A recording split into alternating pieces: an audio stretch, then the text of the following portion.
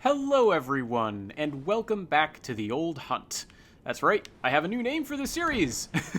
One that's shorter than the celebration of Bloodborne's 10-year anniversary for version 1.00.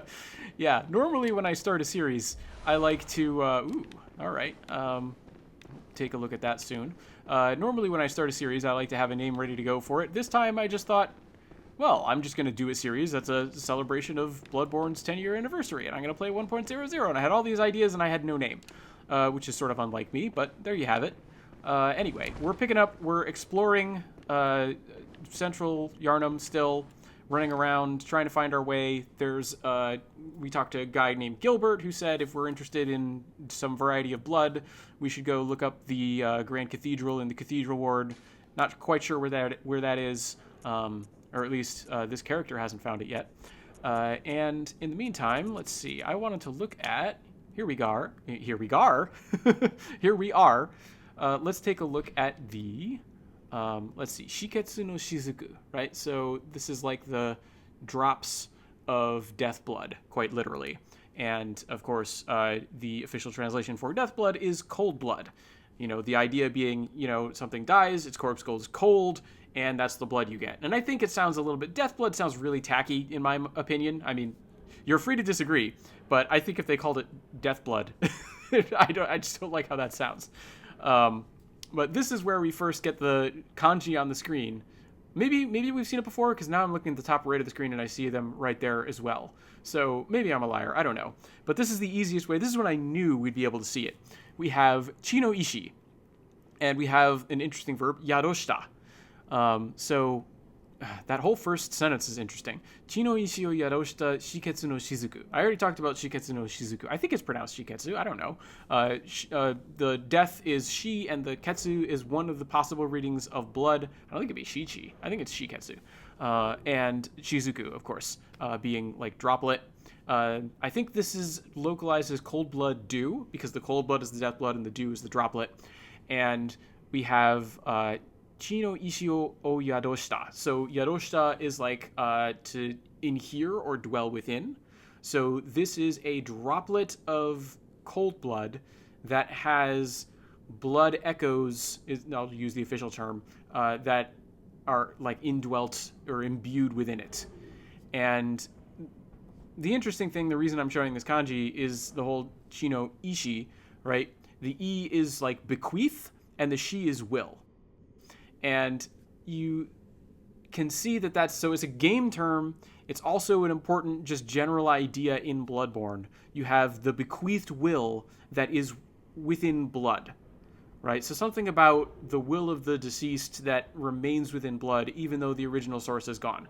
The official translation is echo. What's an echo? It's something that's persisting even though the original source of that sound is gone, right? So you're capturing that idea of something that remains after the source has left. It's bequeathed will in the more literal translation. And I think Blood Echoes is a beautiful translation for the term. I think the translators were sort of between a rock and a hard place. They probably had some tight character limits to get around. They needed to make it sound like a currency, right? Because you spend Blood Echoes at the shop to buy items. You spend Blood Echoes to level up. You don't really spend them. It's complicated. We'll get there when we get the ability to level up. And so you've got all this stuff going on with will inhering in blood, and this droplet of blood that specifically has some of that will inside of it, and we can use it. Well, let's use some right now. We've got 6 of them. And I just gained 350 blood echoes, is the official translation. So there we are, blood echoes, key term, core concept. It's the bequeathed will of those who have died in this substance that is death blood. So there you have it. Just an important concept, core concept in Bloodborne to keep in mind. And there, by the way, is the scary lance enemy that I was talking about before. Let's see if I can take him out. Yes! Haha, I can bully you with my cane. I wonder how often that's been said about that enemy. But that guy, super scary, hits really hard, and I thought he might be harder to stagger, so I'm very glad. Look, see, I just used one, and I have another. I'm glad I discovered I could bully him as easily as the ones with the less scary weaponry. But we're going to pick up where we left off here, and after that sort of cerebral opening, we're going to get into just more life and death sort of situation here, where I'm concerned about exploring the weirdness of these sewer areas. The dry docks. Well, the dry docks are what I was looking down before. I don't really know how this all technically works out, but we'll see the boats that were technically being worked on. I don't know where they're going. There's a little bit of promotional material that comes with Bloodborne that talks about it being a city in the mountains. Uh-oh. Yep. The birds are scary. They hide them well. They make lots of noise. They jump out at you. Particularly here, because you can fall down there. As that item on the ledge would indicate. You can totally fall down here, and it hurts to fall. And those birds are scary. Like, quite frankly, even if they don't hit you, sometimes they can startle you into just pressing the wrong button at the wrong time, and down you go. This is fun, though, because even in the latest version of the game, like, that's not a 1.00 thing. It really looks like you shouldn't be able to do that, but you can. I always thought that was fun. So, alright, I wanted to clear out the enemies up here before we started dropping down. And now that we've done so, let's start by dropping down directly to get this item. If my aim isn't too bad. If there's no danger of being attacked by or scared by a crow. Maybe the body will fall with me as I go. Nope. Did I miss? Ah. Well, I'll have another opportunity. That's not the end of the world. Alright, so we're going to come over here. Yep, and in here, see, this is where they have the boats being worked on, which I think is why they call it a dry docks. And, oh, I forgot, I need to be, to get the items I dropped, I need to be up on the ledges. Boy, you can tell I haven't played the start of this game in a while. Alright, so, reverse course! We gotta go back. We need to find that ladder. Where's that ladder I just ran by? Of course it's not this way. Of course it's not this way. I was talking so big about not getting lost in Central Yharnam. I may have a general idea of where things are, but clearly the minutia eludes me. Okay, so now we can actually fall down in these places. And, okay, I thought there might be a rat there. There was not. Just do healing. Okay, here's the rat. Position these enemies to scare you. My knowledge is too great. This area is no longer unknown. Uh-oh. 2 rats. Yikes. Uh-oh. Multiple enemies are scary? Okay, alright. Now there's just one of you. I feel like this situation's under control. There we go. There we go. Thanks for the throwing knives. I don't know whether rats have throwing knives, but they do. Maybe it's like stuck in their sides or something. Okay, and here we go. Just take out one rat and then the other. Nope. Nope. Ah! There we go. Look at that. Maybe you could see some of that? How I was able to regain my HP? I didn't want the throwing knives. There we go. I wanted the madman's knowledge. So we were talking about one important concept in Bloodborne being blood echoes. Oh, right, consumables. You think I know this game. I don't. All right, we have Madman's Knowledge. Notably, knowledge uses some weird kanji. It's normally much simpler, but basically winds up meaning the same thing. I don't know. I think the super complicated kanji is just to give you the idea that it's a super complicated concept. It's not regular knowledge. It's like mystical special knowledge. And so this is the skull of a madman that was, let's see. That's driven mad by, like, contact with a great one. Higher rank one is the literal term that I've been using in Translation Born. Great ones is the official translation. Great ones is just better. It's just a better term. Gets at the idea that, you know, they're above you. They're beings which are above you. They are great ones. Use them to gain insight. So I talked before, insight, K-mo literally means enlightenment, insight, better translation. A little bit of a pun going on there that won't quite make sense until later on in the game. And then, of course, even if it drives one mad, making contact with knowledge of the divine is a thing that brings good fortune.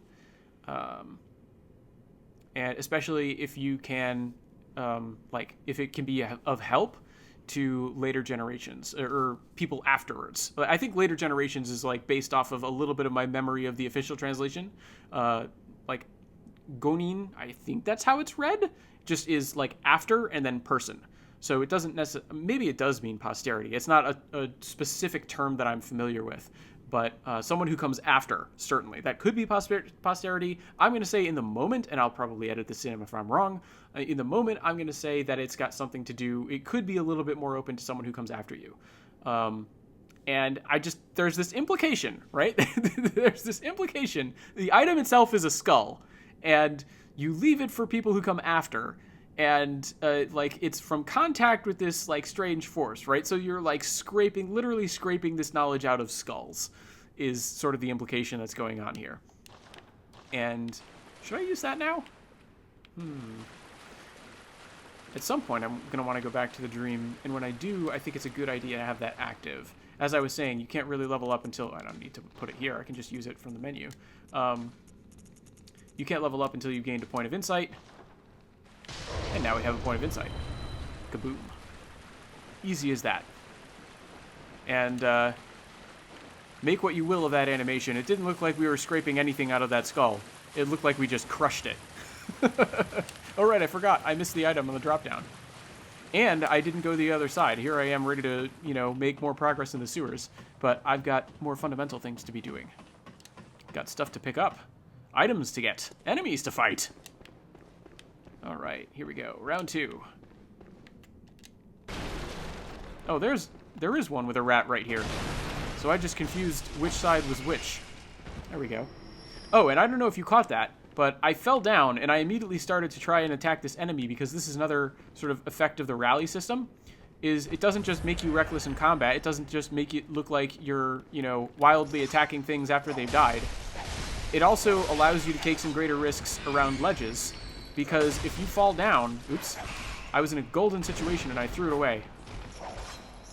If you fall down and take some damage and there's an enemy nearby, you can just start attacking that enemy, and it'll heal up some of that falling damage. So it's not like the enemy necessarily has to inflict the damage on you, right? I think it grew out of the idea for the rally system. The rally system grew out of the idea that it would be encouraging a different sort of combat where you could maybe stand and take a blow, but if it means your own will connect and the initial blow doesn't kill you, you can trade blows and then you'll recover HP.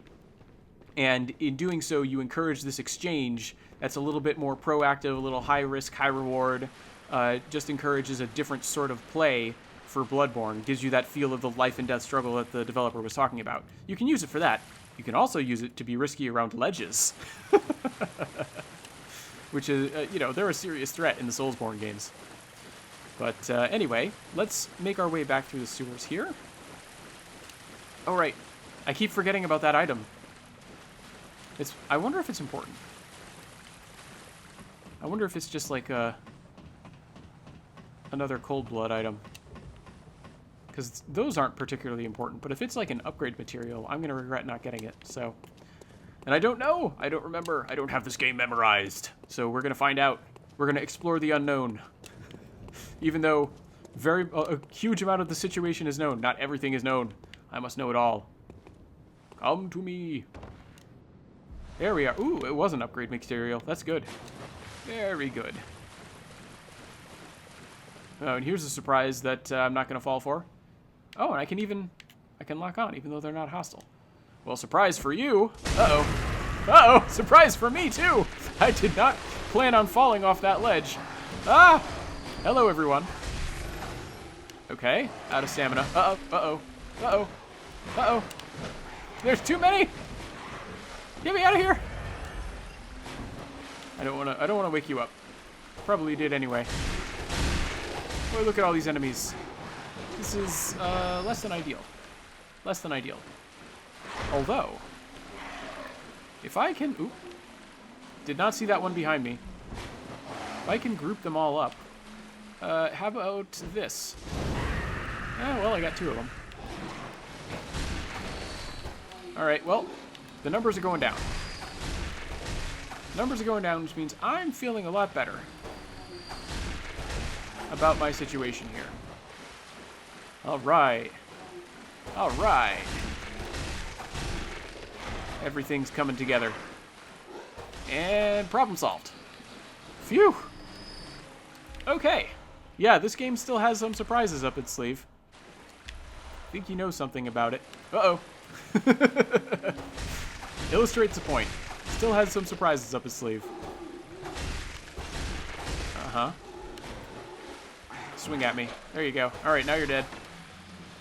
Yeah. They do have one attack where they can just spew sewage at you. Or maybe it's projectile vomit. I don't know. I would rather not have to deal with that particular attack. I'm liking how I can hit both of them with the cane. At least in theory. Gotta be careful when I'm low on stamina. There we go. Problem solved. Look at all these problems we're solving, all these mysteries that we're getting around. I don't want to go up that ladder just yet. And yep. Ah! They got me! Ah! Uh-oh. Oh, I didn't even mention. Okay. Okay. Too late now. But there's more enemies. Alright, that's cool. Yeah, those crows. The real threat is not necessarily them in and of themselves. It's the situations that they're in and the panic they inspire in you. Interesting sort of twist on that life or death struggle situation. Oh, right. I was going to show off. So when I'm locked on, I do this quick step. And then when I'm not locked on, I do this roll. Eh? So we're talking about the ways that they've switched up this game in comparison to the Souls series. Right? That whole idea of that life or death struggle. They wanted to change the feel and the flow of the battle system. Well, one way they can do that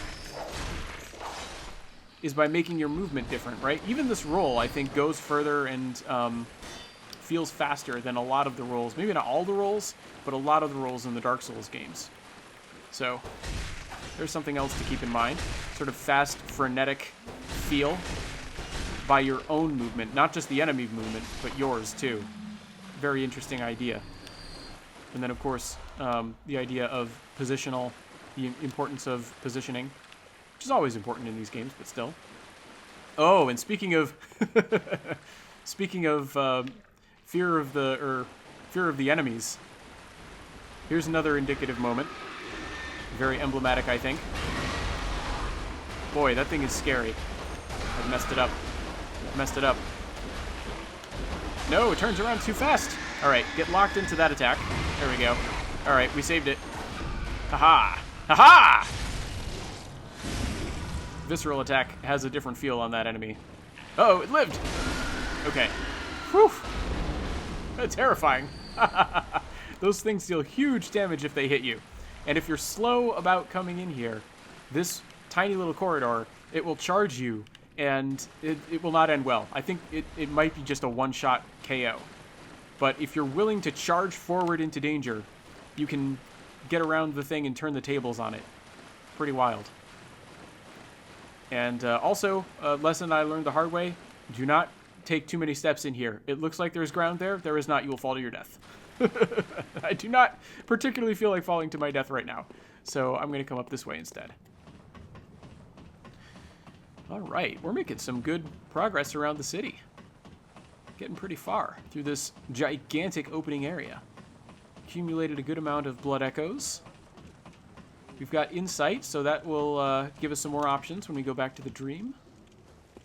Got these enemies. Oh. Interesting. Must be some later scripting. So normally, this big guy is like set... Uh-oh. Uh-oh. No! No, get me out!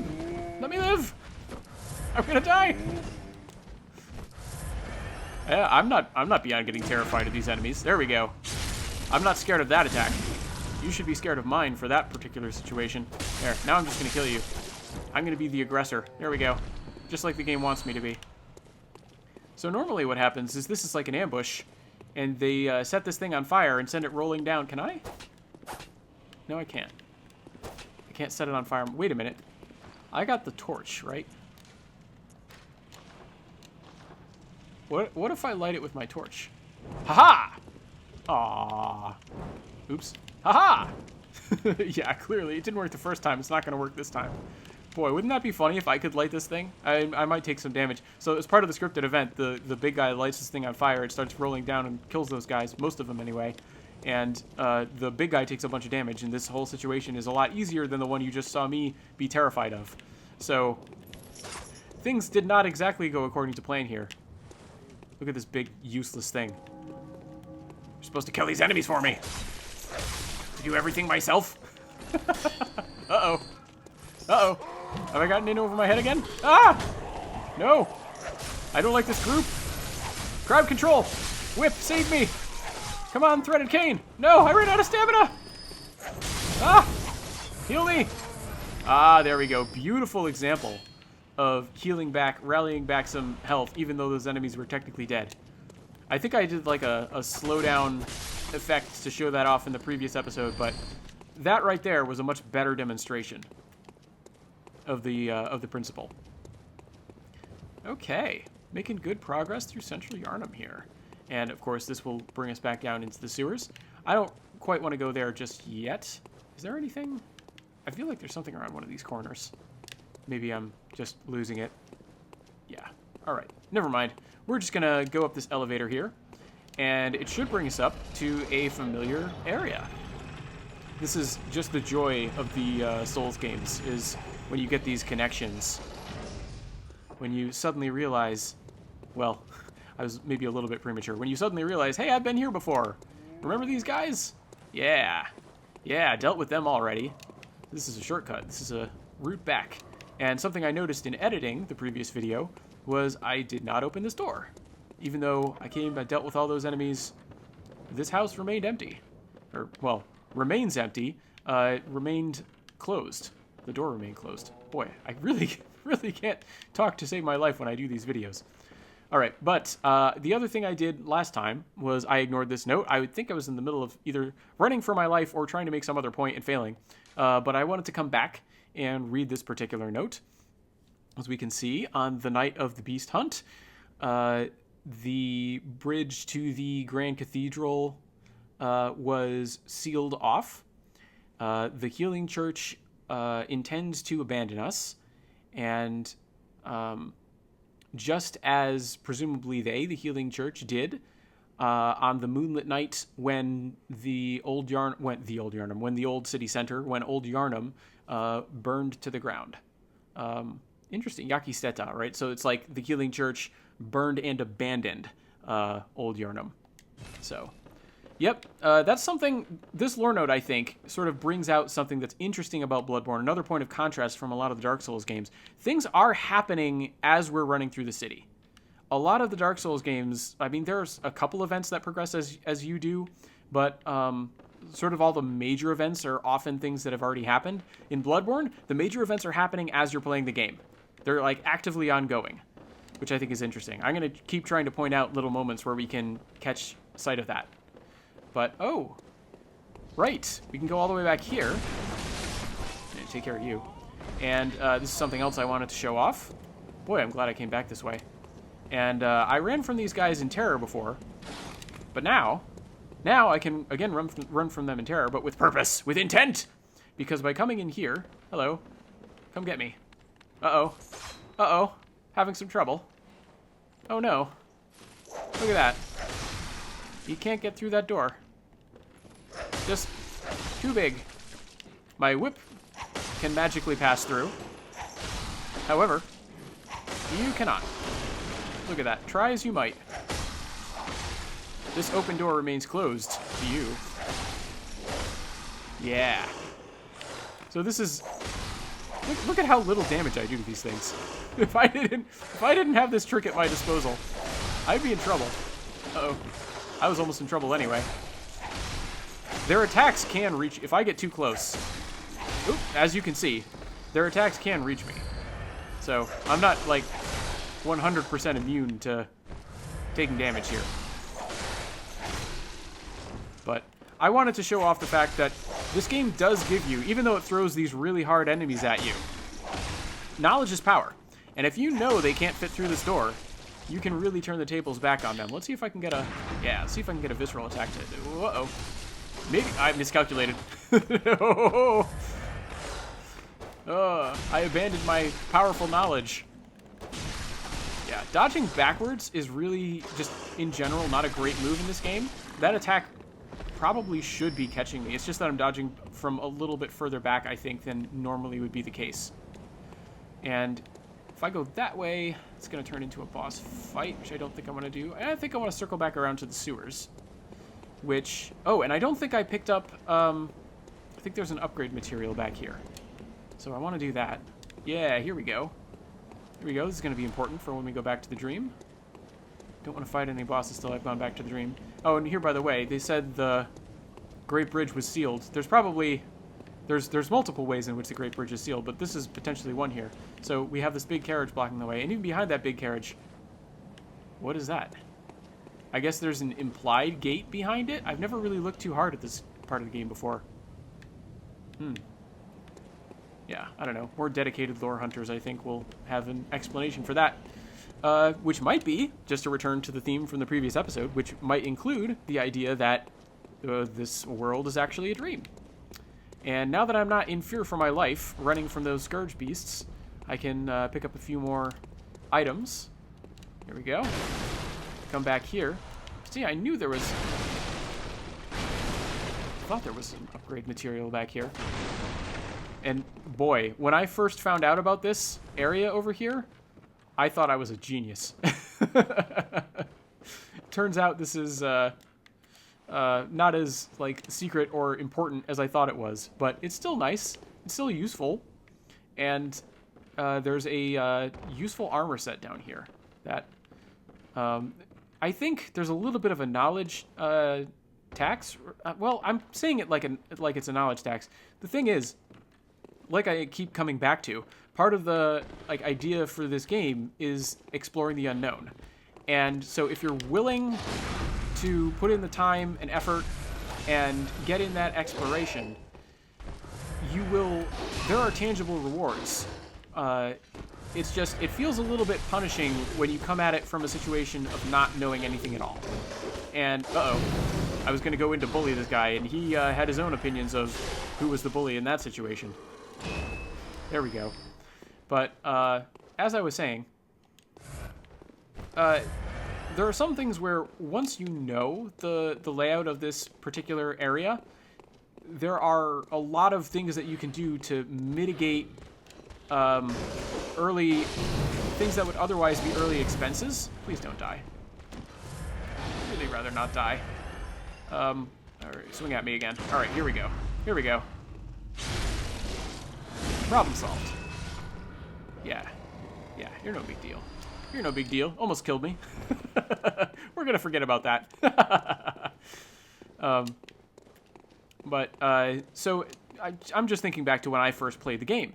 And I was like, okay, well, I can't level up. I don't know how to level up. Uh-oh, I did not want to knock him down there. He'll take a little extra damage. Maybe he'll come back up. That would be nice. There is a ladder. If I can get over this bridge. There's a ladder here. Maybe I can tempt him. Yeah, climb back up. Because there's another one of them down there, and I really don't want to fight two at once. Yeah, or just put your back to the wall. Good idea. Good idea. Hang out there with your back to the wall. That works too. That works too. I think I can get the one without notifying the other from there. But, yeah, as I was saying, when I think of my first playthrough of this game, I realized, okay, I don't know how to level up yet, and I want to find ways to make myself stronger. And so the one thing that you really do have access to is the shop. And so the question for me became, okay, I want to kill a bunch of enemies, learn the streets of Yharnam, and buy stuff from the shop that'll make me stronger. And I was able to do that, and that enabled me to do further exploration. And eventually, I figured out what was going on and got to the point, oh, I didn't even think that was going to be a visceral. Got to the point where I was able to find the bosses and figure out how to level up and move on. And so, you know, I got there eventually. That wasn't impossible, but it was kind of a miserable experience.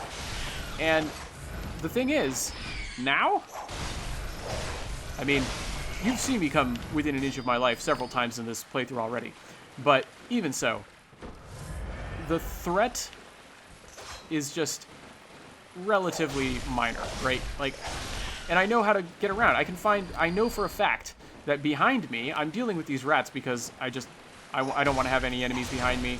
I probably could afford to ignore them, but I'm not going to. And plus, it's just fun to engage in the combat system, right? I'm playing a game. I'm having fun. And the core loop of Bloodborne is fun, so let's do it. But I know that behind me there's an armor set, and I don't need to buy the one in the Hunter's Dream that's available to me if I want to find a way to feel stronger. And I don't need to worry about, I've got all these upgrade materials that I didn't have to go, like, and scrounge around for because I knew where they were, for the most part. So, on the one hand, knowledge is power. You play the game, you learn it better, you do that. On the other hand, it can sort of sometimes feel a little bit like a knowledge tax, where now that I know this area really well, it feels great, right? I love running around Central Yharnam. It's a really cool, interconnected, just exciting area to explore. Because I'm not really exploring it anymore, am I? I know about it. Ah, that's what makes these guys so scary! Die! No! When I said die, I tried to hit the bullet for my gun. Hit the button to fire a bullet from my gun. And that did not happen. And you get to see live just how terrible my parry timing is. Which is, I think, one of the reasons why that enemy scares me so much. But, yeah, I don't know. Sort of depends on how you look at it, I guess. Because, like I said, at this point, it feels to me like knowledge is power. But before, I don't know, it felt pretty miserable. And it can be hard getting over that initial... I feel like you don't want to have the very first area be quite so perplexing. But then again, I mean, I suck with this game. I fell in love with it. So take from that what you will. Form your own conclusions. And, oh man, look, I forgot how much of a straight upgrade this Hunter armor set is. Is there anything super important on this? I don't think so. Yeah, I don't know. I've talked about it in Translation Born if it's important. A very quick scan is not showing me anything. Although it does recall to mind something that I was seeing. There was an interview. Oh, speaking of interesting things, check this out. Look at this. Look at this. Uh-oh. I missed the second one. You can land on that second beam and not take either not take any damage or not take as much damage. And then, of course, you get here and you survive the fall, and look where we are. We're right back where these guys almost killed me. And it took me, I think, more than 5 playthroughs to figure out the sewers are actually all connected. You can come down from there over to here. And the first time I found this game, I thought that was just a dead end, because long drops in Soulsborne games are terrifying. But anyway, what was I saying? Oh yeah, look at the sway of this cape on the back of my armor set. This is something that I was mostly finding interviews online with the director, Hidetaka Miyazaki, like I was talking about. But I think I found one that was with the visual arts director. I'll try and find the interview again if I can, and credit who it is on screen, because it's not coming to mind. I don't have that particular name memorized. But I'll try and give credit where it's due. I was watching an interview with one of the visual directors for this game, and they were talking about how... they were talking about these crows are very straightforward in their attacks, and by straightforward I mean they attack forward and back a lot. So if you come at them from the sides, there's not much they can do. But if you try and dodge backwards from them, you're in for a lot of pain. Anyway, the person was saying, ooh, and we got the rare drop of the antidote off the crow. The person was saying that something that sets this game apart from Demon Souls, Dark Souls, all the sort of dark fantasy games that came before it, is in those games you had hard armor.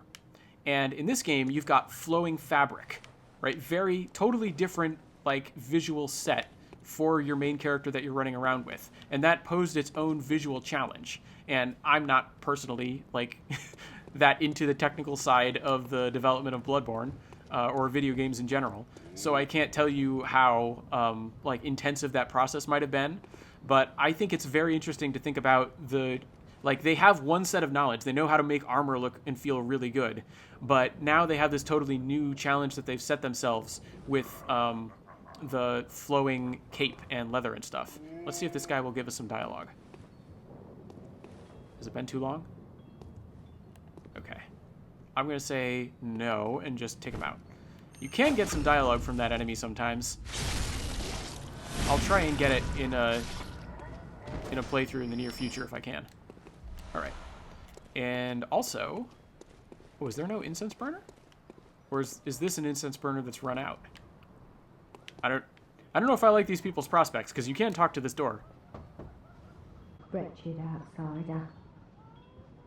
Trying to fool me to open this door. Heavens, the depths of depravity. Mm-hmm. Yep.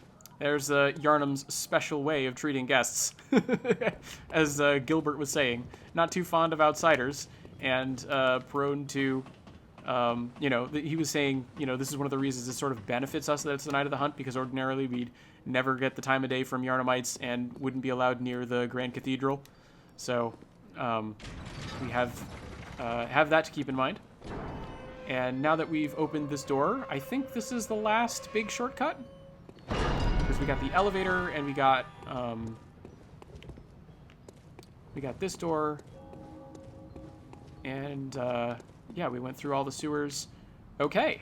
And next time, I think, just taking a quick look at the clock here, next time we'll talk to the person behind this particular window. We're going to wait on that, though. I hope it's been more of me running around. I hope blah, blah, blah, blah, blah.